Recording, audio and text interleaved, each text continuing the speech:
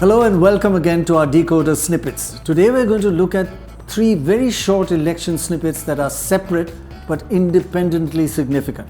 First, should parties re-nominate sitting MLAs and MPs or knock them out and nominate fresh faces as candidates instead? Basically, who has a better chance of winning? In fact, political parties have more faith in sitting MLAs as they tend to re-nominate 66% of their sitting MLAs. So are political parties correct in having more faith in sitting MLAs? As we mentioned, they nominate 2 out of 3 sitting MLAs.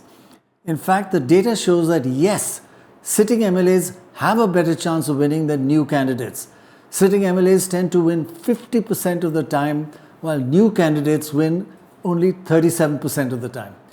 So Dorab, once again, it reconfirmed there's no anti-incumbency at this micro level. Yes, so it does. But the question is it because they are being given safe seats? The incumbents are being given safer seats and the newer guys being given not very safe seats. But if you look at the data, in both re-nominated candidates and new candidates, they're both given equally risky seats. In the seats given to sitting MLAs, the vote in the last election was 43%. For new candidates, it was 42%. It's about the same. So re-nominating existing MPs and MLAs is a good point. They win more and they're not given safer seats. So, no, they're not being given it is safer a good seats. decision to re-nominate them. Okay, moving on to the second of our 3 quick election snippets. How seriously do voters take independent candidates? That is, candidates who do not have any party affiliation. Voter attitude to independent candidates has seen a major change over time. Today, fewer and fewer voters opt to vote for independent candidates.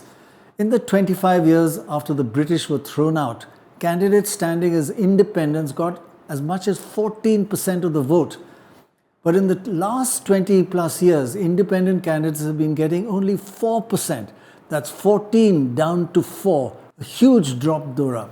And the decline of independence started even before the fee was increased to stand as an independent. So it's not just the fee. Let me take a couple of points. In 1951, 37 independents won elections.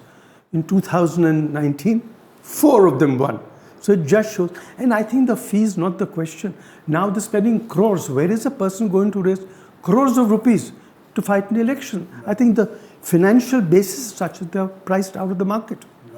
So let's look at the last of our 3 tiny snippets. As we know, the first past the post system, which we inherited from the British, tends to produce landslides in seats. With just over 40% of the votes, a party can win as many as 65% of the seats. But how come that at the All India Lok Sabha level, we don't see landslides? The fact is that many landslides do exist, but they're at the state level. Looking at all the Lok Sabha elections since independence, 78% of states in Lok Sabha elections have had landslides, but they could be in different directions and cancel each other out. So the All India, you may not see a landslide, but it is a combination of several landslides statewide. For example, in Rajasthan, you could have a pro-BJP landslide, while in Tamil Nadu, you could have a landslide for a non-BJP party. So they cancel each other out and result in a win of only 50% of all the seats at the All India level. So landslides cancelling each other out, but landslides exist. Yes, and it exists very often more with regional parties, that one party wins, the other loses. So overall, as you say, they do cancel each other out. And overall, you have a party winning 300 seats, 310 seats, not 400 and 450 seats. That's the big difference. Okay. Well, that's it for this deKoder snippet. Thanks again very much for being with us. Do log on to deKoder.com for other election snippets, which are also widely available on social media. Thanks for being with us. Bye for now.